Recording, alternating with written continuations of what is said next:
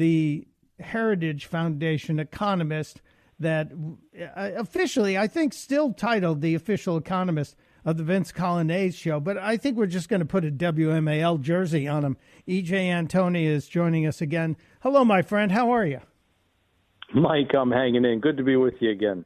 Well, I know you've got everybody pulling on your sleeve these days and asking you, what does this mean? What does that mean? What are we doing? And literally, we're 53 days into an administration, and technically, this economy is not yet the Trump economy in my mind. How long before this officially becomes the Trump economy?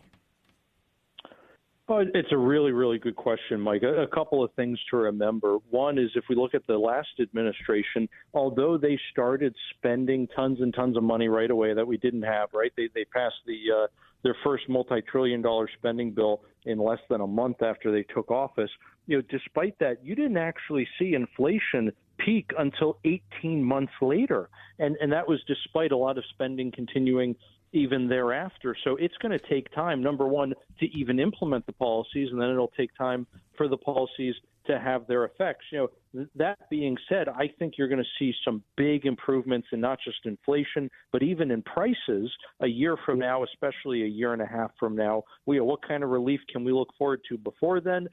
We're already seeing egg prices come back down as they end the ridiculous and stupid policy of killing all the egg-laying hens, and also as they put other policies in place that are going to help boost production of eggs.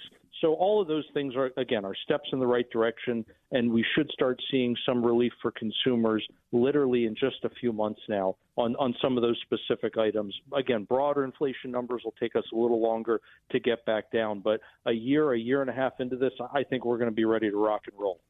Does the American public have the patience for a year of uncertainty? Do the markets have the patience for a year of uncertainty, Dr. Antoni? Well, they're going to have to. I mean, whether they have the patience right now or not, they're going to have to acquire that virtue, as it were. Look, Mike, part of the problem is the fact that when we look at the population of Wall Street and we see the ages of these folks, you quickly realize that a huge portion of market participants today have never seen things like a real bear market. They've seen temporary downturns, but again, never a real bear market. And they don't understand what Trump is doing with tariffs. The president is essentially having to explain in real time why he is doing all of the things he's doing, because all of these folks have essentially grown up on a steady diet of being fed the mantra of free trade. And so they're having to unlearn all of that. And again, that's going to cause a lot of anxiety among folks. I totally understand it. It's going to cause people to want to do things like rebalance. Again, totally understand it. But we're in this for the long haul. We are not going to move the economy from sugar high to sugar high anymore and just keep going back to, more hair of the dog, going back to the bottle every morning when it's really time to sober up. Well, when we talk about sobering up, we got jobs numbers and the inflation numbers. The inflation numbers looked, promising. Inflation going the right direction instead of going higher as expected. It kind of went a little bit under the bar of expectations. We saw the jobs numbers late last week, and there was a return to some manufacturing jobs, some of those in the automotive world. Were there other bright spots among the jobs report? I knew it was not as high as anticipated, but as Lindsey Graham said, still created 155,000 jobs last month. Well, one of the brightest spots, frankly, was the fact that nearly all of the jobs added were in the private sector. In fact, if you look at federal jobs, we actually shed 10,000 of those. You're going to see even more come down in the next month's jobs report. And today's layoffs in the Department of Education, because of the way the pay period and the surveys line up, that isn't even going to show up in the March report. So we won't get those numbers until the April report, which will obviously be out in May. My point, Mike, is that we over the next several months should see a steady decline in the federal workforce, and that's a very, very welcome sign. It's going to be saving taxpayers' dollars, and it also means there's going to be less bureaucrats making trouble. Well, the shrinkage in the number of government workers, that's less of a burden on the taxpayers. But does that affect the bottom line when it comes to employment numbers? Will that drive that unemployment number higher, or will the market be able to absorb all of these dismissals? Oh, no, it can certainly cause some of these different economic metrics to look worse, but that doesn't mean people's lives have gotten worse. Mike, one of the greatest lies over the last 4 years has been the fact that if GDP goes up or if the Dow Jones Industrial Average goes up, then somehow everyone is better off. That's not the case. What we saw steadily month after month was people's lives get demonstrably worse. Even though people's weekly paychecks, for example, kept growing throughout the last 4 years, what those paychecks could buy was steadily falling. And so, again, just because a number looks good on the surface doesn't mean it's actually good in terms of how it affects people's financial reality. Same thing with these jobs numbers. You hire a bunch of government workers. Okay, all you've done now is increase costs to the taxpayer, and you're going to need to add typically a minimum of 80 private sector jobs to support a single government job. We haven't been doing that, which helps explain why we keep driving that federal debt higher and higher just to make these jobs numbers look good. Same thing, and I'll finish with this, since you mentioned the unemployment rate, Mike. There was a single month in the Biden administration where the number of people who said they were employed by the federal government exploded by 700,000 in a single month. And so the result of that was that it drove the unemployment rate down. But if you get rid of all those federal workers, what happens? The unemployment rate doesn't go down for the month, it goes up. Just remarkable stuff when you get the actual honesty on this. And I encourage people, if you're not following E.J. Antoni on Twitter X, you should. Follow the account with the blue check mark. That's the one with all the latest and greatest stuff. E.J., you made note today, as we talked about the inflation number, that the inflation numbers for the last basic year for the Biden administration was considerably different than the last year, than the Trump first couple of weeks of the Trump administration on an annualized basis.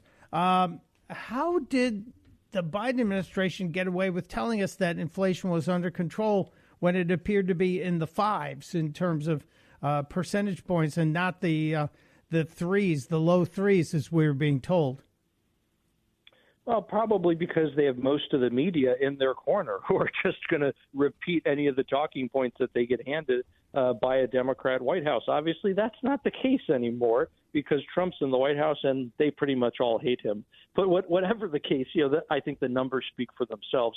If you look at how fast prices were rising from one month to the next, that had been accelerating since June of last year. So from June of last year to January of this year, each month, the rate at which prices were rising was re-accelerating. So things were getting worse, not better. However, February, first month of the Trump administration, what happens? Prices actually, yes, they still rose, but they rose at a much slower rate. The rate of increase was cut in half. So it's like you're driving down the highway. Instead of going 60 miles an hour, you slow down to 30. Yes, you're still moving forward. Yes, the mile marker on the side of the road is still going up. That's the price level. But the rate of increase, your speed or the inflation rate, that's been cut in half. That's a great improvement for a single month. I'm trying to figure out if we're going to see some sort of consumer confidence boost. It sure feels like with the media down talking the Trump economy, it's going to be hard for a consumer to see positives. With the price of eggs dropping, and it looks like the price of oil and thus the price of fuel are going down, will the consumers feel that quickly enough to rebuild or bolster confidence from the consumer, from the person spending?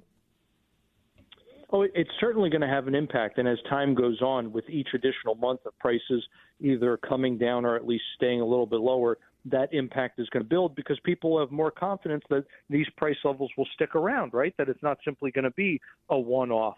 But the other thing to remember is we have a lot of different metrics here. We have things like consumer confidence. We also have a survey that's called consumer sentiment that comes from the University of Michigan. I don't even pay attention to that one anymore, honestly, the consumer sentiment one, because they oversample Democrats.